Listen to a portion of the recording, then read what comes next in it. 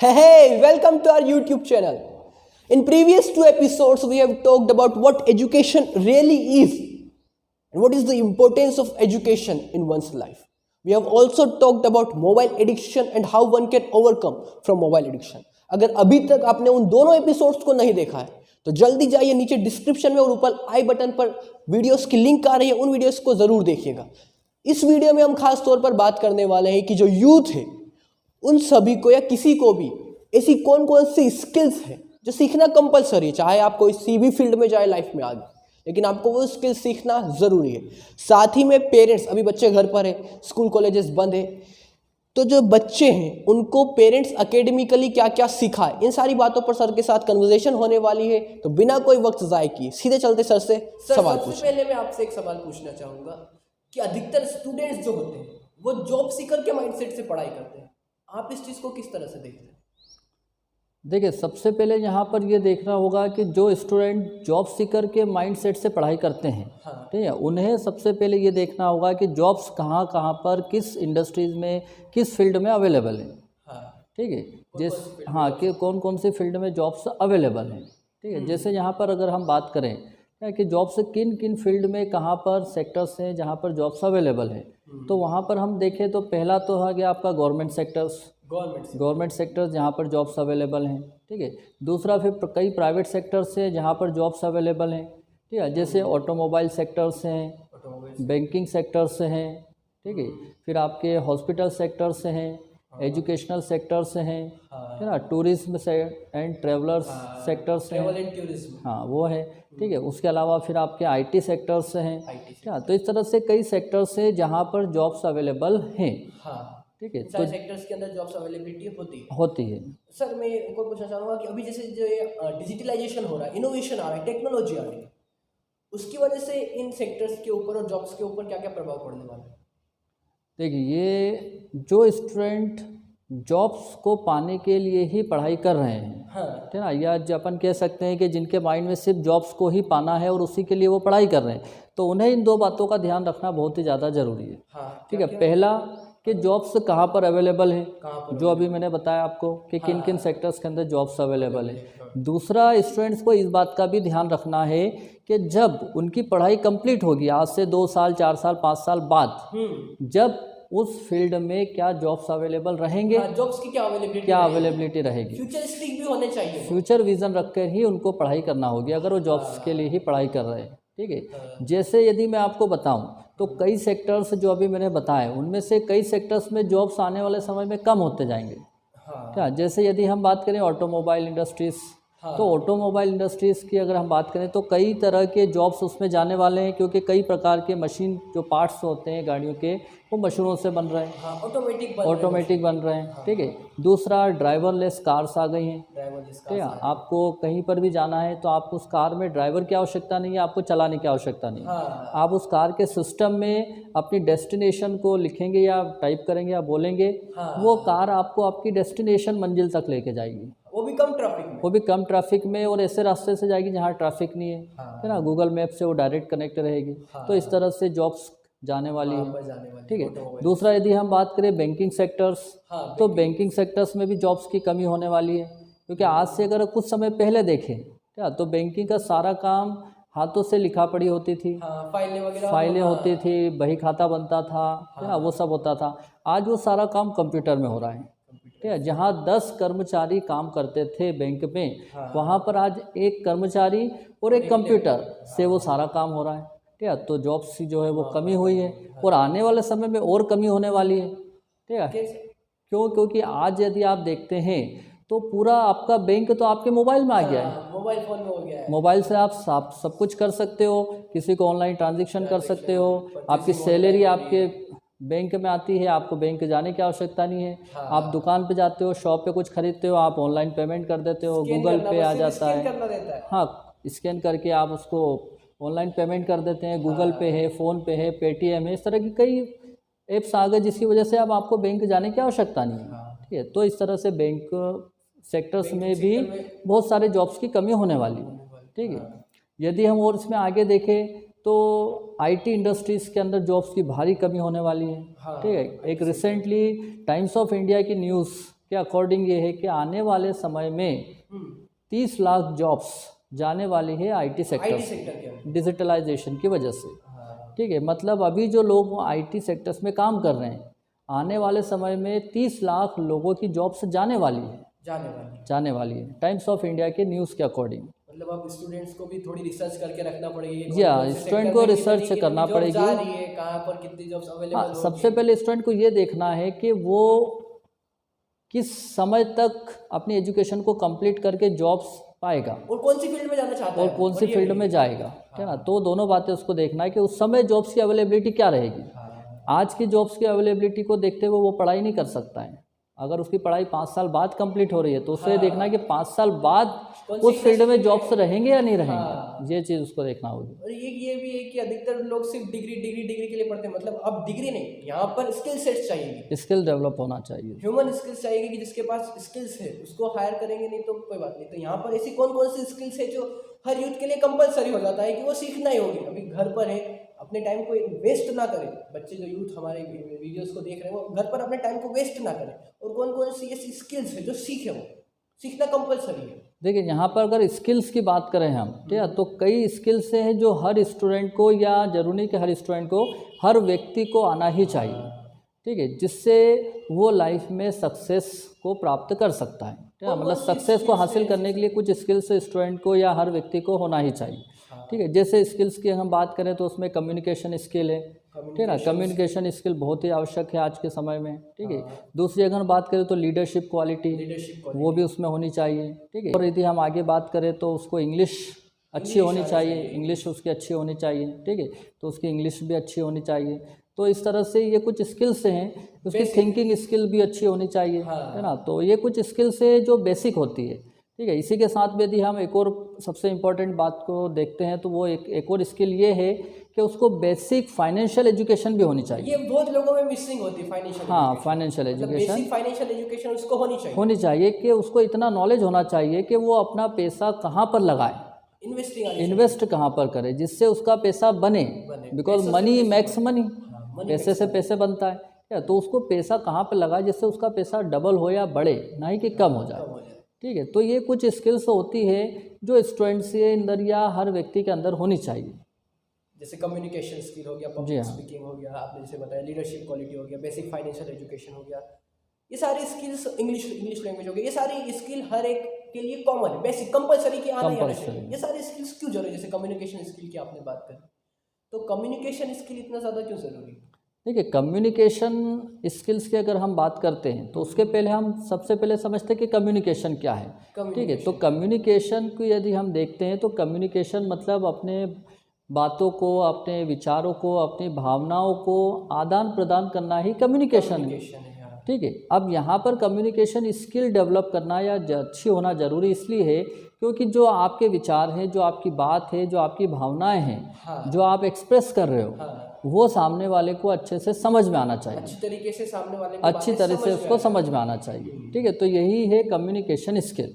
नहीं तो आपके पास नॉलेज बहुत है लेकिन आप उसको एक्सप्रेस नहीं कर सकते हो, ठीक है, तो आपकी कम्युनिकेशन स्किल में कमी है। इसका मतलब मान लो कोई बिजनेस करना चाहता है, उसके माइंड में एक बहुत जबरदस्त आइडिया है, वो किसी इन्वेस्टर के पास जाता है और उसको अपने आइडिया को बताते ही नहीं आता, तो इन्वेस्टर तो इन्वेस्ट नहीं करेगा ना, ठीक है। कम्युनिकेशन स्किल्स के पास होना ही होना चाहिए। हाँ, यहाँ पर एक बहुत अच्छी बात मुझे याद आ रही है कि जो दिखता है वो बिकता है, ठीक है, जो दिखता है वो बिकता है, इसलिए आपको कम्युनिकेशन स्किल आना चाहिए, ठीक है। Communication skill compulsory. अब इंग्लिश लैंग्वेज, जैसे इंग्लिश लैंग्वेज भी बहुत ज़्यादा कंपलसरी, तो इंग्लिश लैंग्वेज इतनी कंपलसरी क्यों है? एक वाई क्लियर हो जाना चाहिए कि हर किसी को इंग्लिश क्यों सीखना है, हमारे जितने भी व्यूअर्स हैं। देखो, इंग्लिश लैंग्वेज आज के समय में इंग्लिश लैंग्वेज बहुत ही कंपलसरी लैंग्वेज हो चुकी है, ठीक है। उसके पीछे कारण ये है कि इंग्लिश जो है एक ऑल ओवर द वर्ल्ड में बोली जाने वाली भाषा है, ठीक है ना। English is spoken in all over the world. And second is the English is a international language, ठीक है। इंग्लिश जो है एक इंटरनेशनल लैंग्वेज भी हो चुकी है, ठीक है। और सबसे अच्छी बात है कि English is a very simple language also. English बहुत ही सरल भाषा भी है जिसको आप आसानी से सीख सकते हो, ठीक है। अब आगे यदि हम देखते हैं, लोगों के लिए तो इंग्लिश बहुत टफ होती है सीखना। नहीं देख, टफ तो हिंदी भी है, जिसको हिंदी नहीं आती है कोई नहीं आती है उसके लिए उसके हर लिए चीज़ हिंदी tough भी होती है। टफ हो गई है। ठीक है, यदि आप सीखते हैं तो वो सरल है। सरल है। ठीक है, तो यहाँ पर इंग्लिश सीख सकते हैं, आसानी से सीख सकते हैं, ऐसी बात नहीं है। ठीक है, तो इसलिए इंग्लिश एक बहुत ही इम्पोर्टेंट लैंग्वेज है। दूसरी बात, यदि आप देखते हैं कि जितने भी मोबाइल्स हैं, कंप्यूटर्स हैं, क्या इनमें भी यदि मेन भाषा है तो वो इंग्लिश ही है। वो सारे इंग्लिश लैंग्वेज पे ही अच्छे से फंक्शन करते हैं। हालांकि अदर लैंग्वेजेस भी है, लेकिन अच्छे से फंक्शन वो सिर्फ इंग्लिश लैंग्वेज में करते हैं। ठीक और है, अपने इंडिया के अंदर भी बहुत सारे डिफरेंट स्टेट्स हैं, तो हर स्टेट के अंदर तो हिंदी आती यदि नहीं, आप तो किसी दूसरी स्टेट्स में जाते हैं तो वहाँ पर फिर आपको उस स्टेट की भाषा आना चाहिए, या तो लेकिन वो नहीं आती है तो आप इंग्लिश से बोल सकते हो, इंग्लिश से कम्युनिकेट कर सकते हो।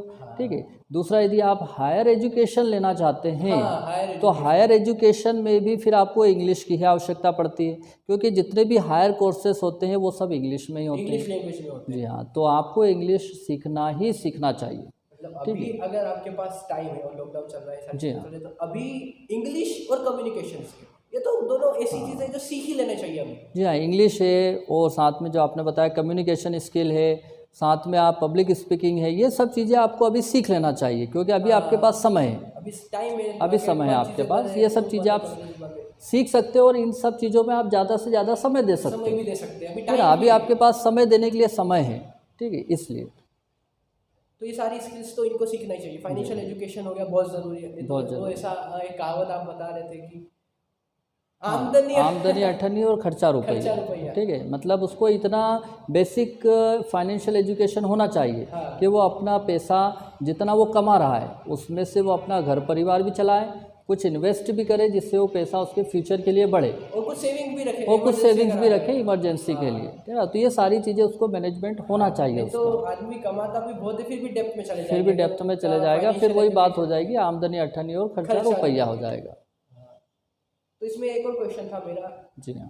अब ये तो स्किल्स हो गई, ये सारी स्किल्स इनको सीखना है। पेरेंट्स के लिए सर आप ऐसी कौन सी चीज़ें बताना चाहेंगे कि अभी जो बच्चे घर पर हैं, स्कूल कॉलेजेस बंद है, तो अकेडमिकली जैसे क्लासेस वाइज होते हैं, तो उनको कौन कौन सी क्लास को कौन कौन सी चीज़ें अकेडमिकली बच्चों को, पेरेंट्स को सिखाना चाहिए?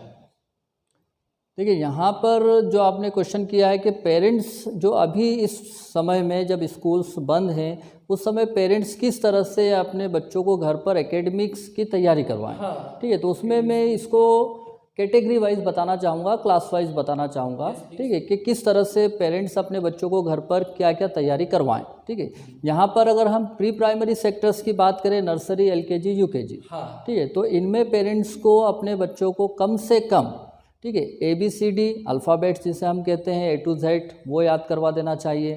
ठीक है, यदि वो UKG का है तो उसे अल्फ़ाबेट्स के अंदर कैपिटल लेटर्स और स्मॉल लेटर्स दोनों करवा देना चाहिए। ठीक है, यदि वो नर्सरी LKG का है तो उसे सिर्फ कैपिटल लेटर्स ही याद करवा दें।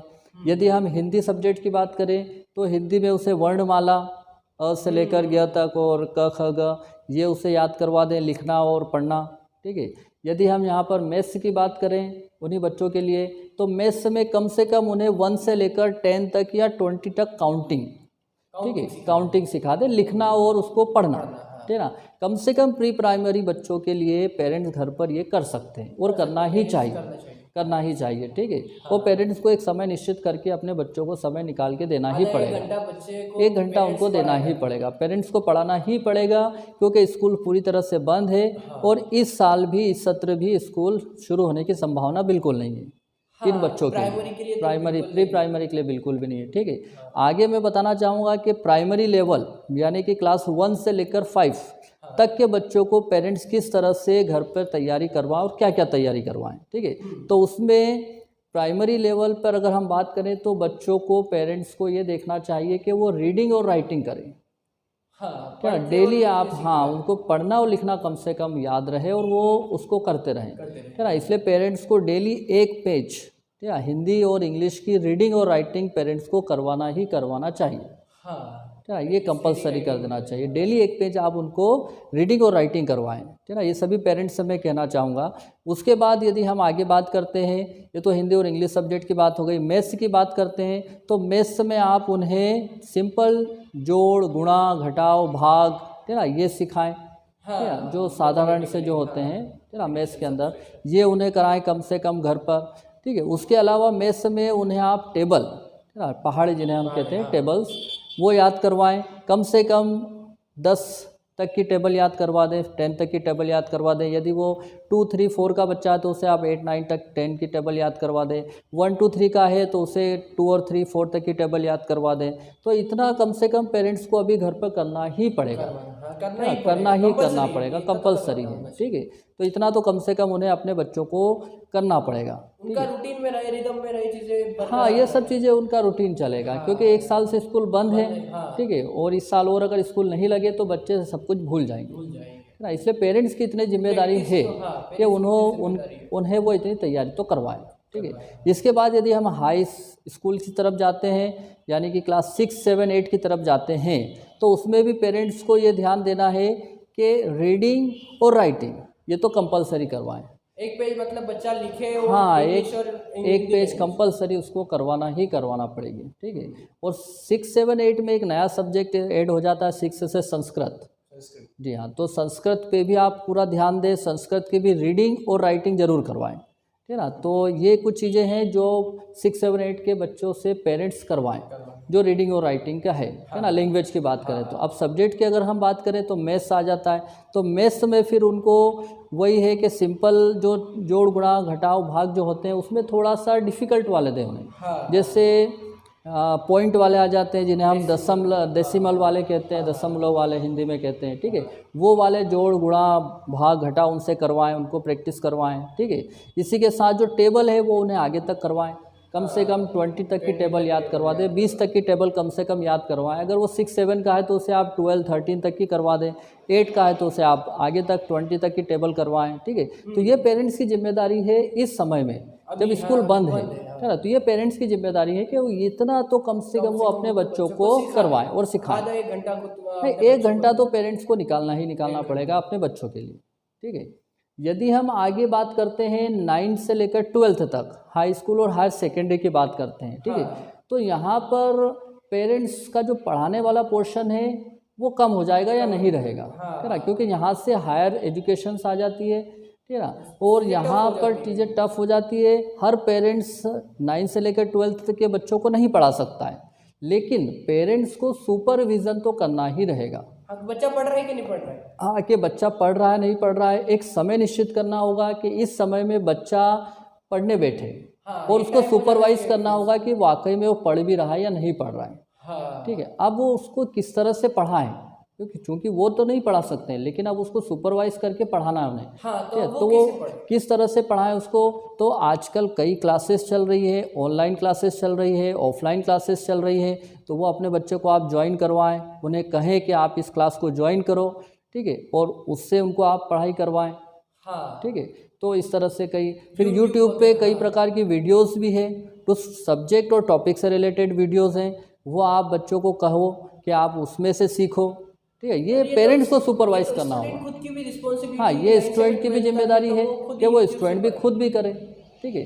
तो 9 से 12 में स्टूडेंट को खुद भी करना है, लेकिन पेरेंट्स की जिम्मेदारी है कि वो अपने बच्चे को सुपरवाइज करें, कि वाकई में वो बच्चा उस समय में वो काम कर भी रहा है या नहीं कर रहा है, ठीक है। नहीं तो हमने जो अपनी पहली और दूसरी वीडियो में बात करी थी मोबाइल एडिक्शन, फिर वो ना हो जाए, ठीक है। तो वो भी ध्यान रखना है कि मोबाइल तो देना है, लेकिन सिर्फ सीखने के लिए देना है, सिखाने के लिए देना है, ठीक है। तो वो हाँ, सुपरवाइज इसलिए करते रहना है। जो पहली भी वीडियो में आपको मैंने दूसरी वीडियो में बताया था कि आप बच्चों को नज़र रखें कि वो बच्चे उस समय मोबाइल में क्या कर रहे हैं, तो वही सुपरवाइज हो जाता है, ठीक है।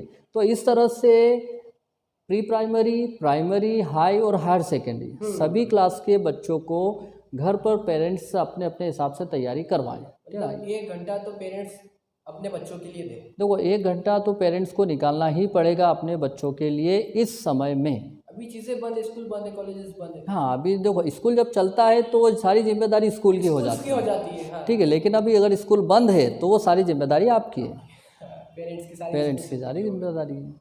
Thank you so much sir, आपने अपना इतना कीमती टाइम दिया और इतनी अच्छी इतनी यूज़फुल इन्फॉर्मेशन हमारे साथ शेयर करी, उसके लिए आपका बहुत बहुत धन्यवाद। मैं हमारे सारे व्यूअर्स को बताना चाहूँगा कि अगर अभी तक आपने तीनों एपिसोड्स नहीं देखा है, तीनों एपिसोड्स में सर ने हमारे साथ बहुत यूज़फुल इन्फॉर्मेशन शेयर करी है। उन तीनों एपिसोड्स को ज़रूर देखिएगा, और अगर आप चैनल पर पहली बार आए हैं तो चैनल को सब्सक्राइब ज़रूर कर लीजिए। इस वीडियो को लाइक कीजिए, कमेंट करके बताइए वीडियो में इन्फॉर्मेशन कैसी लगी, और चैनल को ज़रूर सब्सक्राइब कर लीजिए, नोटिफिकेशन बेल को ऑन कर लीजिए, ताकि इस चैनल पर जो आगे लाइफ ट्रांसफॉर्मिंग वीडियोस आने वाली है, टाइम मैनेजमेंट से रिलेटेड हो गया, public speaking, communication skill, financial education, एक इंसान को बेसिक्स ऑफ लाइफ, तो लाइफ में जितनी भी चीज़ें बेसिक्स होती है ना, जो सीखना कंपलसरी होता है, जो हर इंसान को अगर आता है तो लाइफ ईजी हो जाएगी, वो सारी इन्फॉर्मेशन इस यूट्यूब चैनल पर आने वाली है, और बहुत ही यूनिक तरीके से भी चीज़ें आने वाली है। तो चैनल को सब्सक्राइब कीजिए और नोटिफिकेशन बेल को ऑन कर दीजिए।